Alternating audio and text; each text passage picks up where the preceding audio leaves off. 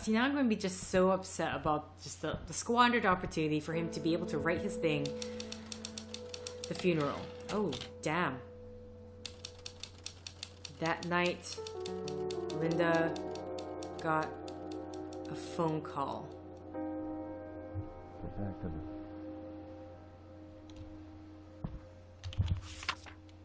the... Dan, big news. Got a call from Bracket Books in Eugene, and they want you to do a reading for Windsong, maybe even some Q&A, some book signings, all that good stuff. I think you should do it. In fact, I'm going to be pretty pissed if you don't. Bracket is a big outlet, so if this goes well, orders for the new book will definitely go up. I don't need to remind you how long it's been since Trammer's Way came out. If you don't keep your name out, no one will even notice when you finish the new book, whatever it's called. Hell, speaking of the new one, why don't you read some of it too? Maybe the second chapter you sent me last month. That one was pretty good. Bracket Books, Eugene, 21st, see you there, Paul. P.S. You know the long game, right? Nailing this one could mean a bigger advance on the next book. Okay, got nervous, I didn't know where they are, so...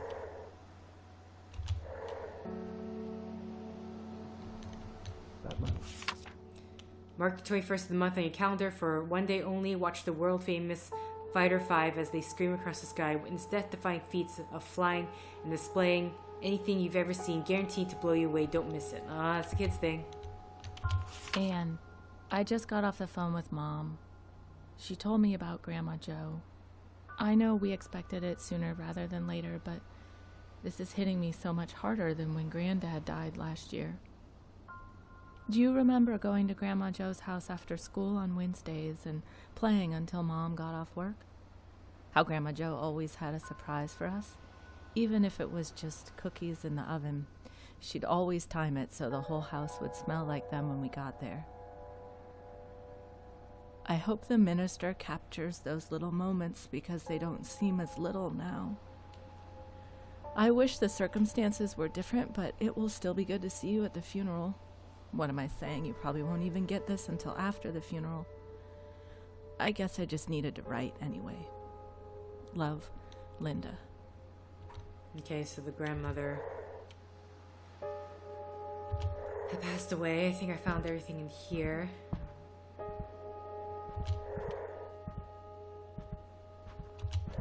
I don't know where they are, so I don't want to... Dang, it sounds like... How's my man? I don't know. Do-do-do.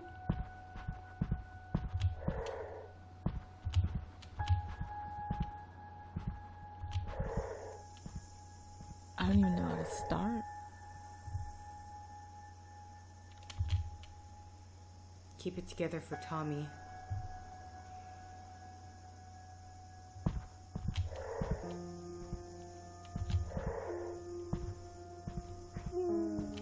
I walked out to the bluff to remember Grandma Jo and say goodbye. And on the way back, I started thinking about what it really means to have a family, to make that your focus. She seemed to take such joy in being surrounded by her family, providing for them, taking care of them. I hope I never took that for granted. When I got back to the house, a question hit me that I can't get out of my head. What will Tommy think about Dan and me when he gets older? And what if Tommy has kids of his own? I can't even begin to think of myself as a grandmother. I haven't even been a mother for that long, and I'm still feeling my way through what it means to be a good one. At least I'll always have an example. I miss you, Grandma Jo, and I'll never forget you. I promise. Here we go.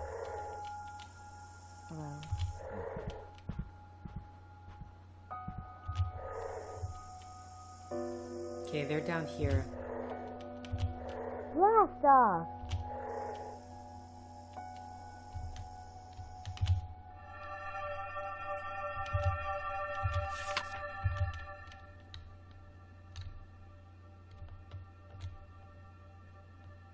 Okay, it's downstairs. You can see them over here. Is she in heaven? I'm sure she is, honey.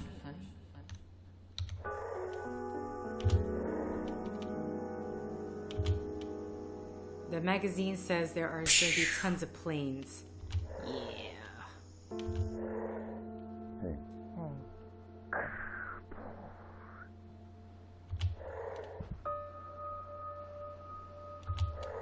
Where am I going? Where am I going? Where am I going?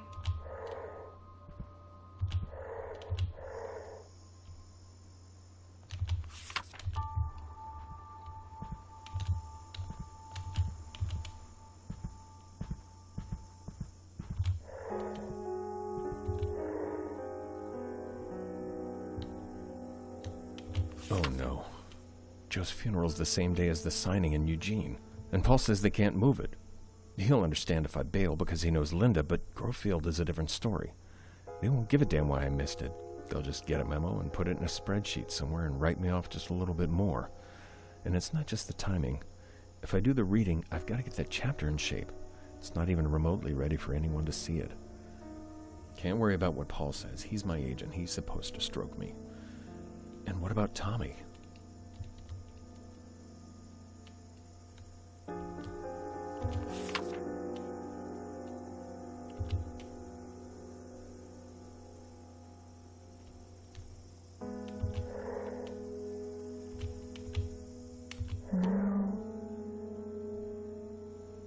What? Oh, here you go.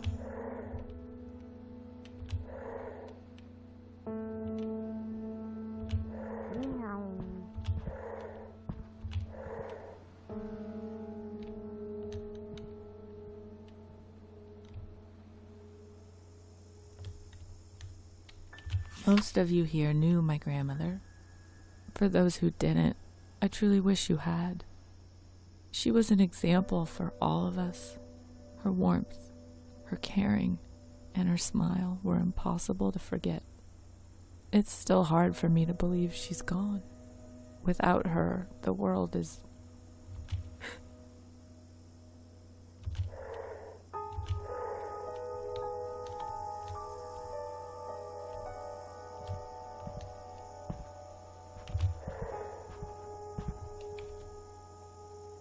I'll search her memories for more clues.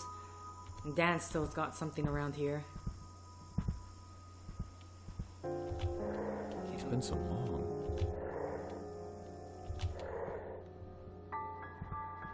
Where is...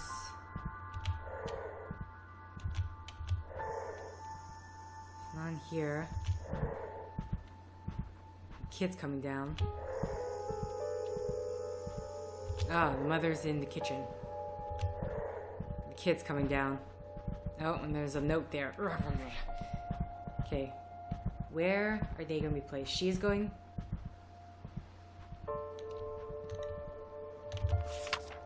Call Paul first thing tomorrow morning. Any possible way to move it?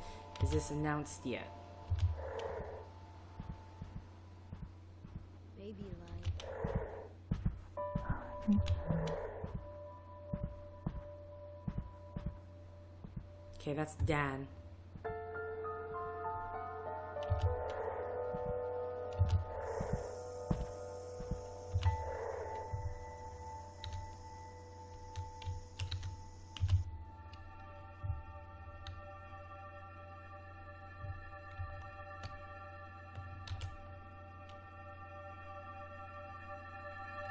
Just got back from the show, if you can even call it that. I didn't sell a single piece, which isn't a surprise given the turnout. I know Dan had other things on his mind, but I told him how important it was to me. It was such a good opportunity to figure out what I want to do when we get back home, too. But I can't make up my mind based on such a half-hearted exhibit. Was that Dan's way of telling me he's not ready for me to go back? I don't want to read too much into it, at least not so soon, but it's really hard not to. Okay.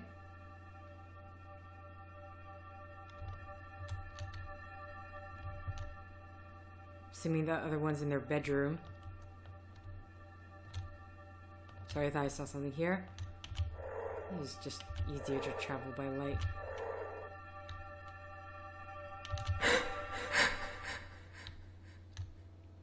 And she's feeling very lonely. Ooh, Jesus. Okay. He needs to call and buy a ticket if he's coming to the funeral. Hey, Dad. Hey, bud. Okay, so I just need to get Dan now.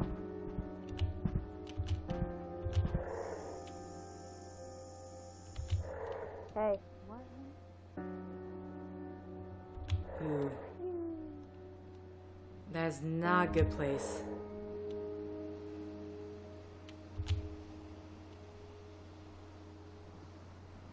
Yeah, I prefer if you were somewhere else. Going upstairs?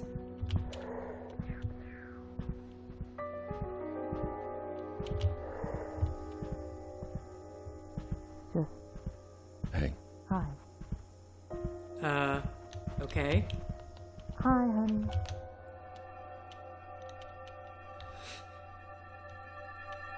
Did it.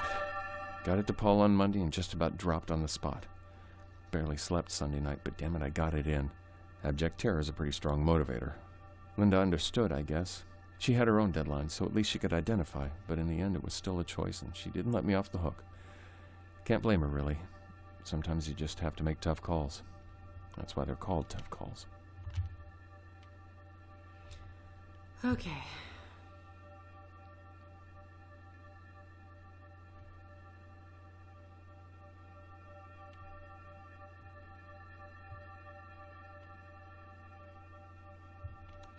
It's going downstairs.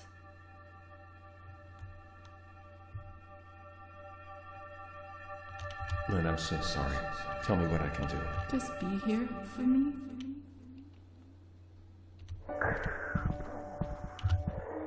Okay, do we got everything? Oh no, I still have to read his thoughts. Oopsies. Let me read. Do some serious work on the first chapter. Okay, well, he needs to call, so we need to find the phone, because there's no...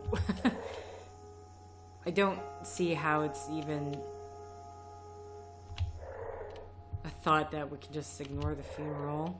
The question is, where is the telephone? I'm I faster. imagine is somewhere down here.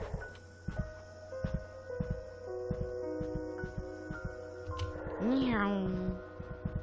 The hell is your telephone, people? Is it in the kitchen? Kitchen. Yeah, telephone right there. Shoot, but where is everybody? Oh, wait. She is watching out there. They're all downstairs now. Wonderful. Ah, yes. They're all moving. Dad's Dad. coming to the Hey, living Tommy. room, but... Oh, you're going to the kitchen. Can you not? Can you move? Listen, this is gonna be good for you. We're gonna go to the funeral. I don't know what's gonna happen to Dan's book.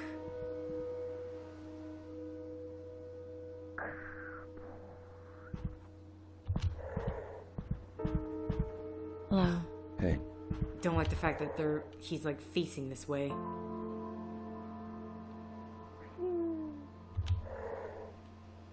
They're both facing this way. Come on, you guys. I knew she knew I loved her. I know I can do the flicker thing, but I still don't like it with them so nearby. And by the way, and also distracting two of them at once is rather... Yeah, it still puts me in view.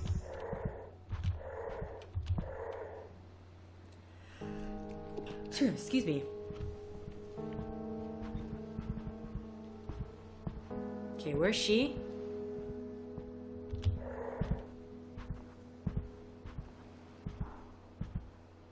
Okay.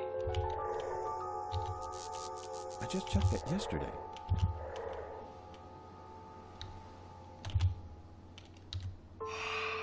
Okay.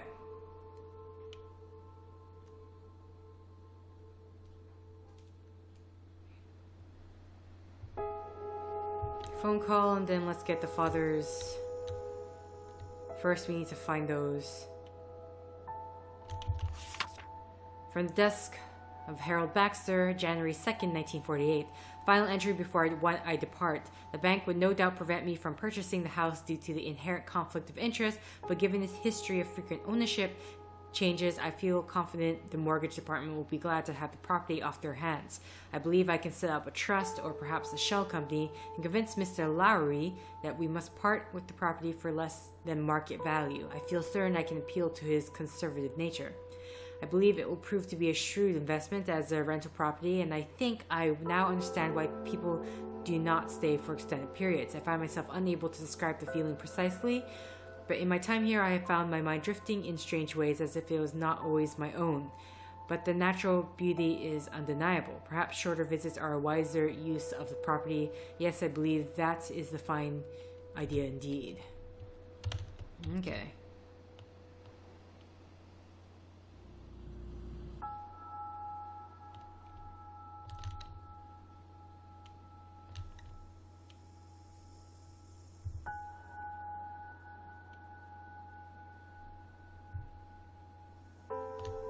Yeah, you're not going to the air show. Sorry, kid.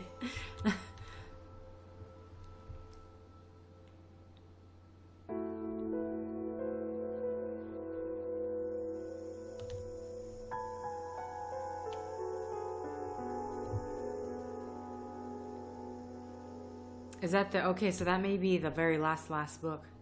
Because what are my choices?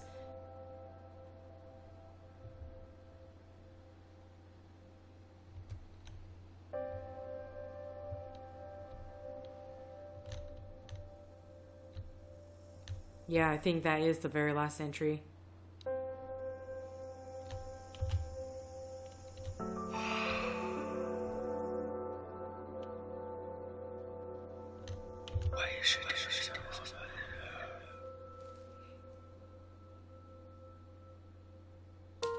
Dan couldn't bear the thought of Linda going to the funeral alone, so he bought a ticket and flew to Denver with her. The funeral was hard for Linda, but having Dan there made it easier. They stayed up late night funeral as Linda told stories about Grandma Joe, and they talked of maybe being grandparents themselves one day.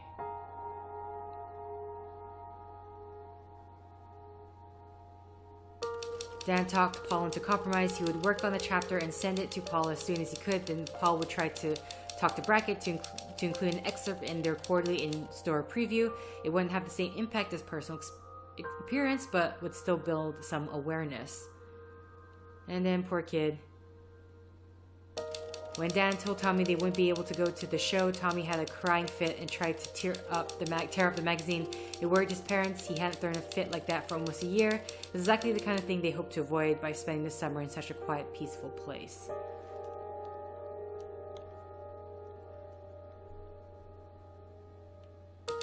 And that's how the Kaplan's first month at the house on the cliff came to an end.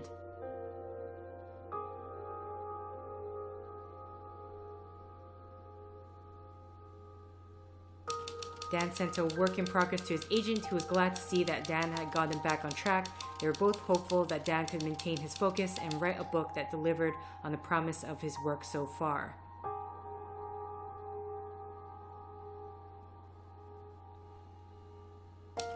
A few nights later, Dan and Linda got a babysitter and drove into town for a date. Dan surprised Linda by giving her a necklace he snuck into town to buy the day before. And Linda surprised him back when she gave him a watch he had his eye on.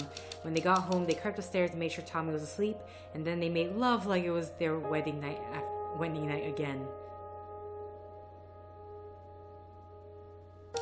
The next day, Dan made good on promise to take Tommy into the woods and look for arrowheads, though he barely had the time. Tommy could tell his father was disinterested, but once he found an arrowhead, his spirits improved a bit. Danny waited while Tommy explored but didn't join in, and shortly after Tommy found the lone arrowhead, they returned home. They still had 2 more months on the coast, and their story was just beginning.